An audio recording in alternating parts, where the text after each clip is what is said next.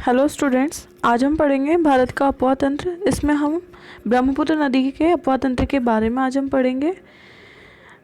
यह BA third year का topic है, इसको ही हम आज कंटिन्यू कर रहे हैं, जिसमें हम गंगा नदी अपवाह तंत्र के भाग के रूप में ब्रह्मपुत्र नदी के अपवाह तंत्र का हम अध्ययन करेंगे।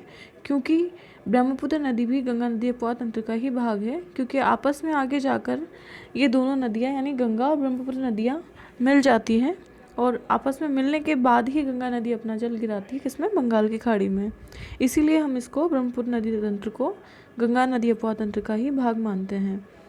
ब्रह्मपुत्र नदी जो है वो हिमालय के उत्तर में स्थित जो मानसरोवर झील है उससे समीप एक ग्लेशियर है, उस ग्लेशियर से उसका ब्रह्मपुत्र नदी का उद्गम होता है और तिब्बत में इसको सांगपो के नाम से जानते हैं। कुछ लोग इसे यरलुंग जंगपो भी कहते हैं, परंतु अधिकतर इसका नाम जो प्रसिद्ध है सांगपो नदी के नाम से यह तिब्बत में जानी जाती है। अरुणाचल प्रदेश में नामचा बारवा के निकट ये हिमालय को काटती हुई बहुत गहरा गॉर्ज बनाती है और उसके बाद में ये सियांग और दियांग के नाम से भारत में प्रवेश करती है। मतलब यह है कि ब्रह्मपुत्र नदी नाम इसका प्रारंभ में से लेकर नहीं होता है। भारत में प्रवेश करते वक्त इसका नाम प्रवेश करते वक्त भारत में इसका नाम सियांग और दियांग होता है और आगे जाकर जब इसमें दो सहायक नदियां हैं ब्रह्मपुत्र नदी की, दिवांग और लोहित, जब ये दो नदियां इसमें आकर मिलती है उसके बाद में इस नदी को ब्रह्मपुत्र नदी के नाम से जाना जाता है। तो आप ये विशेष ध्यान रखें कि तिब्बत में ये नदी ब्रांगपो के नाम से प्रसिद्ध है और जब ये भारत में प्रवेश करती है कौन सी पहाड़ी से? नामचा बरवा पहाड़ी से, जो कि अरुणाचल प्रदेश में है। और वहाँ पर ये जब एंटर करेगी तब भारत में किस नाम से एंटर करेगी? सियांग और दियांग के नाम से। और कब इसको हम कहेंगे कि ब्रह्मपुत्र नदी?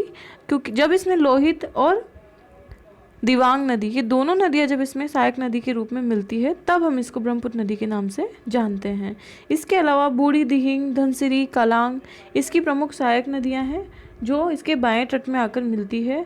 और कुछ नदियाँ ऐसी हैं जिनमें सुबनसिरी, कामेंग, मानस और संकोत ये नदियाँ इसके दाहिने तट से आकर मिलती है। ये आपसे हम पहले डिस्कस कर चुकी हूँ कि दायां तट और नदी का बायां तट क्या होता है, ये मैं आपको पहले भी बता चुकी हूँ, तो आप इसका विशेष ध्यान रखें। सुबनसिरी जो नदी है वह हिमालय के उस पार तिब्बत से निकलती है और ब्रह्मपुत्र नदी की जो कुल लंबाई है वो 2900 किलोमीटर है, परंतु भारत में इसकी जो लंबाई है वो मात्र 916 किलोमीटर है। तो आप इसका विशेष ध्यान रखें कि भारत में ब्रह्मपुत्र नदी की जो लंबाई है वो मात्र 916 किलोमीटर है और इसकी कुल लंबाई 2900 किलोमीटर है। आगे जाकर ब्रह्मपुत्र नदी धुबरी और गोलपाड़ा के निकट ब्रह्मपुत्र नदी बांग्लादेश में प्रवेश करती है और यह दक्षिण दिशा में बहती है और उसके साथ ही बांग्लादेश में ब्रह्मपुत्र नदी का नाम क्या पड़ जाता है? जमुना पड़ जाता है। तो ये भी आप याद रखें। इसको हम एक बार हाईलाइट करके देखते हैं कि कौन कौन से इंपॉर्टेंट जो फैक्ट है उनमें। पहली बात तो ये है, इसको तिब्बत में सांगपो कहेंगे। दूसरी बात ये है कि इसका नाम शुरुआत से ब्रह्मपुत्र नदी नहीं होता, तब इसमें लोहित और दिवांग नदी आकर मिलती है, तब इसको हम ब्रह्मपुत्र नदी कहेंगे। और इसकी कुल लंबाई जो है वो है 29 किलोमीटर और इसकी जो भारत में लंबाई है वो 916 किलोमीटर और ये बांग्लादेश में प्रवेश करती है और दक्षिण दिशा में बहती है। और बांग्लादेश में इसको हम क्या कहेंगे? जमुना नदी के नाम से इसको जानेंगे। जमुना नदी में दाहिनी ओर से तिस्ता नदी आकर मिलती है और जमुना आगे जाकर फिर किस नाम से जानी जाती है? पद्मा के नाम से। तो ये भी आप ध्यान रखें। और पद्मा मेघना से मिलने के बाद में मेघना नाम से बंगाल की खाड़ी में गिरती है। कहने का मतलब ये है कि ब्रह्मपुत्र नदी का उद्गम होता है तो ब्रह्मपुत्र नदी के नाम से नहीं होता है, सांगपो के नाम से होता है।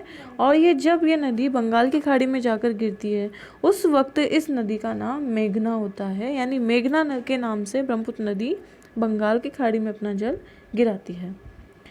तिस्ता सिक्किम से प्रारंभ होती है और उत्तर पश्चिम बंगाल में होते हुए बांग्लादेश में जमुना नदी से मिल जाती है। ब्रह्मपुत्र नदी की धारा के मध्य विश्व का सबसे बड़ा नदी द्वीप है जिसका नाम है माजुली द्वीप। आप यह अच्छे से याद रखें क्योंकि यह काफ़ी कॉम्पिटिटिव एग्जाम की दृष्टि से काफ़ी इंपॉर्टेंट क्वेश्चन है। अक्सर पूछ लिया जाता है कि माजुली द्वीप क्या है, या फिर आपसे एग्ज़ाम में पूछा जा सकता है लघु टिप्पणी के रूप में या लघुत्रात्मक प्रश्न के रूप में माजुली द्वीप के बारे में। तो माजुली द्वीप एक नदी द्वीप है और ये कौन सी नदी के बीच में स्थित है? यह है ब्रह्मपुत्र नदी के बीच में और ये विश्व का सबसे बड़ा नदी द्वीप है। और वर्तमान में यह नदी द्वीप जैव विविधता की दृष्टि से काफ़ी इम्पोर्टेंट है और यह संकट की स्थिति में, क्योंकि ब्रह्मपुत्र नदी में पानी की अधिक आवक होने की वजह से अपरदन के कारण ये नदी द्वीप धीरे धीरे नष्ट होता जा रहा है। तो आप ये ध्यान रखें। अब यहाँ हम एक डायग्राम से हम देख सकते हैं, एक बार इसको डिटेल में देख लेते हैं कि भाई कौन कौन सी नदियाँ ब्रह्मपुत्र नदी में आकर मिलती है और किस किनारे से मिलती है। यह जो नदी है ब्रह्मपुत्र नदी है,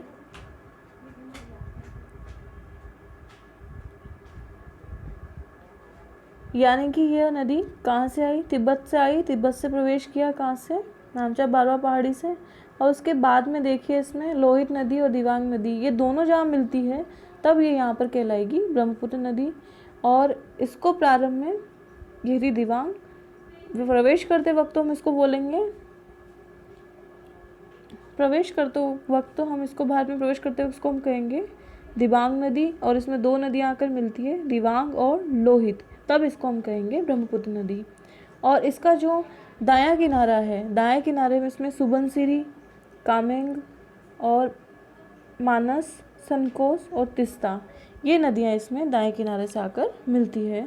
तो आप जब भी आपसे प्रश्न पूछा जाता है ब्रह्मपुत्र नदी के बारे में, अफवाह तंत्र के बारे में, तो आप ये डायग्राम जरूर बनाएं, वो आवश्यक है।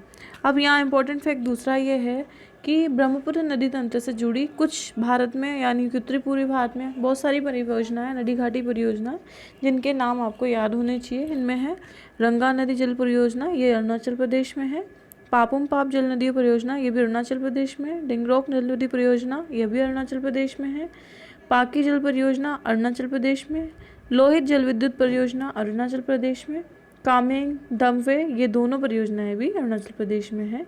एक और परियोजना है जो है कोपली जल परियोजना, वो आसाम में है। देयांग जल विद्युत परियोजना नागालैंड में है। लोकतक जल विद्युत परियोजना मणिपुर में है।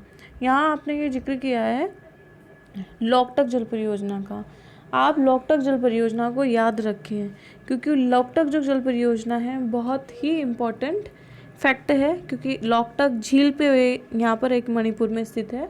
अक्सर इसके बारे में पूछा जाता है, क्योंकि यह झील जो है ये भारत की आर्द्र भूमि में एक है, और यहाँ पर इस नदी में, इस झील में हमें तैरते हुए द्वीप मिलते हैं, फ्लोटिंग आइलैंड्स में देखने को मिलेंगे, इसीलिए भी ये प्रसिद्ध है। तो आप यह क्वेश्चन भी याद रखें। अगली जो परियोजना है वो है तिपाईमुख जल परियोजना। यह परियोजना भी मणिपुर में है और ये बराक एवं तुवाई नदी पर संगम पर ये बनी हुई है। विवाद है, यानी परियोजना विवादित है। तो आप यहाँ देखेंगे कि अधिकांश जो परियोजना है वो कहाँ स्थित है, अरुणाचल प्रदेश में स्थित है, तो इसका आप विशेष ध्यान रखें। कुछ और परियोजनाएं हैं जिनमें धालेश्वरी, तुलैया, तुरवाई और रंगीत जल परियोजना, जिसमें 3 ऊपरी परियोजना है तो मिजोरम में है, और अगली परियोजना जो है वो सिक्किम में है। ये तो था ब्रह्मपुत्र नदी अपवाह तंत्र। अब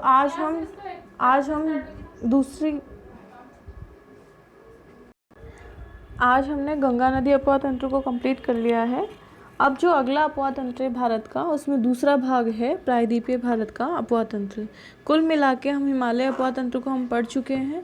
अब आप इसमें ये ध्यान रखें कि हिमालय और नदी अपवाह तंत्र को पढ़ते वक्त आप इसमें कौन कौन सी प्रमुख नदियाँ हैं, उनकी उपसहायक नदियाँ कौन कौन सी है, और उनके डायग्राम आप विशेष तौर पर ध्यान रखें, तभी आप मतलब एग्ज़ाम में बहुत अच्छे से लिख पाएंगे।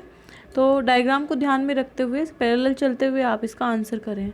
अब हम पढ़ते हैं दूसरा जो अपवाह तंत्र है भारत का, उसमें प्रायद्वीपीय भारत का अपवाह तंत्र। यह जो अपवाह तंत्र है ये हिमालय नदी तंत्र की तुलना में काफ़ी प्राचीन है, क्योंकि इस अपवाह तंत्र का जो उद्गम होता है या फिर निर्माण होता है वो होता है भारत के सबसे प्राचीन भूखंड पे, यानी गोंडवाना लेन का भाग, कौन सा, दक्षिणी प्रायद्वीपीय भाग, इसीलिए हम इसको सबसे प्राचीन अपवाह तंत्र भी कहते हैं। और पश्चिमी घाट प्रायद्वीपीय भारत में मुख्य जल विभाजक का काम करता है। यहाँ जल विभाजक से तात्पर्य एक ऐसी पर्वतीय सीमा रेखा या ऊपरी भाग, उठा हुआ भाग, जो किन्हीं भी दो अपवाह तंत्र को क्या करता है, पृथक करता है। क्योंकि आपको पता है कि कोई भी अपवाह तंत्र है, नदी का जो प्रवाह है यह हमेशा ढाल का अनुसरण करता है और ढाल के अनुरूप ही प्रवाहित होता है। तो यहाँ ढाल के रूप में, एक खड़े ढाल के रूप में अगर कोई बीच में कोई पर्वत श्रेणी लगातार नियमित पर्वत श्रृंखला है तो वो एक जल विभाजक का काम करेगी। तो प्रायद्वीपीय भारत में जो जल विभाजक है वो है पश्चिमी घाट। प्रायद्वीपीय भार का जो सामान्य ढाल है वो है पूर्व और दक्षिण पूर्व की ओर, और यहाँ की जो अधिकांश नदियाँ हैं वो पश्चिमी घाट से निकलकर पूर्व की ओर बहती है। अधिकांश नदियाँ, ऐसा नहीं है सभी नदियाँ, परंतु अधिकांश नदियाँ पश्चिम से पूर्व की ओर बहती है और बंगाल की खाड़ी में अपना जल गिराती है। यहाँ की यानी कि दक्षिणी जो प्रायद्वीपीय भारत का जो अपवाद तंत्र है, अरब सागर, इसको अपवाद तंत्र भी हम कहते हैं। इसमें जो प्रमुख नदियाँ हैं वो है महानदी, गोदावरी, कृष्णा और कावेरी। ये 4 नदियाँ दक्षिण के पठारी भाग या प्रायद्वीपीय भारत के अपवाद तंत्र का सबसे महत्वपूर्ण भाग है, महत्वपूर्ण नदियाँ हैं। और इन नदियों के मार्ग को उदाहरण स्वरूप देखा जा सकता है। इनमें 2 प्रमुख नदियाँ और हैं जो काफ़ी ज़्यादा इसके बारे में प्रश्न पूछा जाता है, वो है नर्मदा और तापी नदी।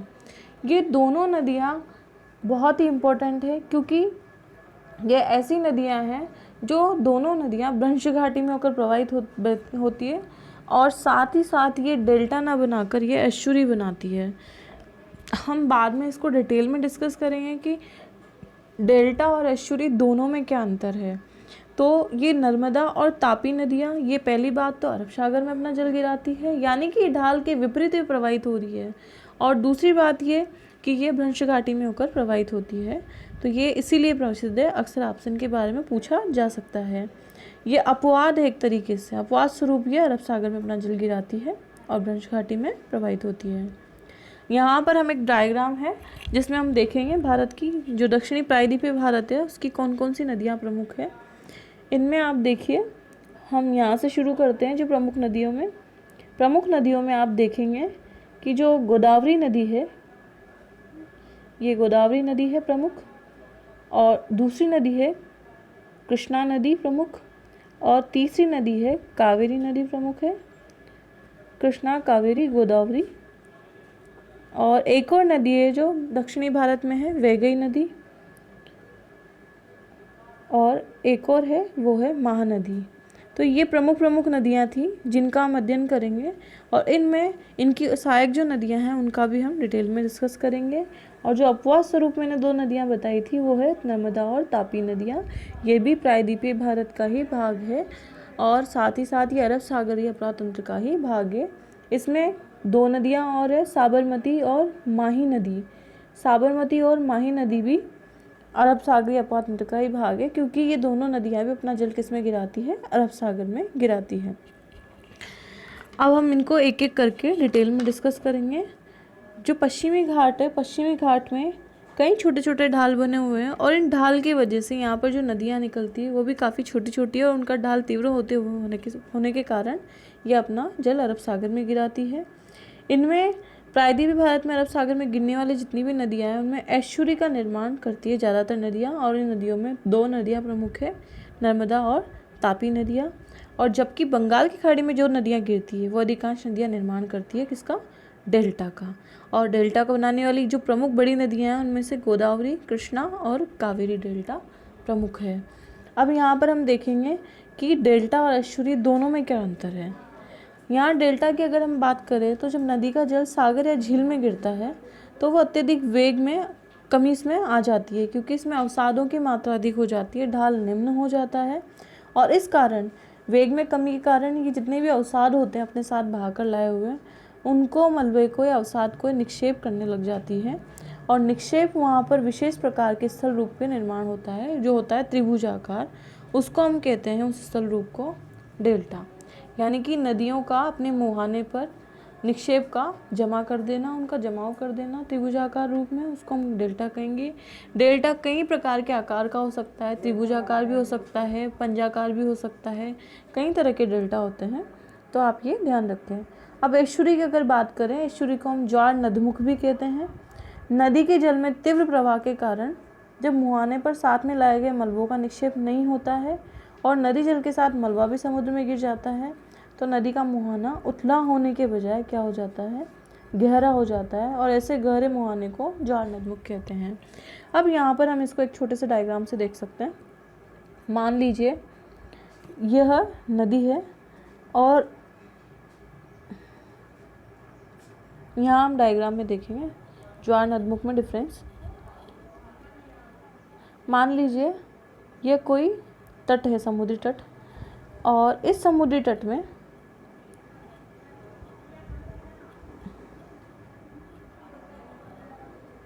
यह कोई समुद्री तट है और इस समुद्री तट में आकर एक नदी गिरती है, मान लीजिए नर्मदा नदी। अब ये बह रही है भ्रंश घाटी में, और भ्रंश घाटी में बहने के कारण इसका वेग बहुत तेज है और इसमें जल की आवक भी अधिक है। तो अत्यधिक तीव्र वेग के कारण और लंबवत कटाव के कारण इस नदी की जो घाटी है वो इस जल के या जलीय भाग के अंदर अगर प्रवेश कर जाती है तो ये अपना मलबा जो साथ में बहा कर लाती है वो सीधा मुहाने पे जमा ना कर उसको किस में गिरा देती है, समुद्र में गिरा देती है। और नदी का मुहाना किस में खुलेगा, जल के अंदर। तो इसको हम कहेंगे ज्वार नदमुख। और दूसरी ओर अगर हम बात करें तो उसमें हम देखेंगे कि मान लीजिए यह कोई नदी है और यहाँ पर है समुद्र। तो नदी अपना मुहाना यानी यहाँ पर जब किस में प्रवेश करेगी, ये समुद्री जल में इसका जल को प्रवेश करेगी। उस वक्त नदी के वेग में कमी के कारण और अवसादों की मात्रा में अधिकता के कारण इस क्षेत्र में यानी नदी के मुहाने में क्या हो जाएगा, इसके साथ में लाया हुआ जितना भी मलबा है वो निक्षेप हो जाएगा, वो जमा हो जाएगा। और जमा होने की वजह से जो स्थलाकृति बनेगी उसको हम क्या कहेंगे, डेल्टा कहेंगे। तो यही डिफरेंस था डेल्टा और ज्वार नदमुख में। अब अगला जो लेक्चर है उसमें हम प्रायद्वीपीय भारत के अपवाद तंत्र को हम डिटेल में डिस्कस करेंगे। आज के लिए इतना ही काफ़ी है। Thank you.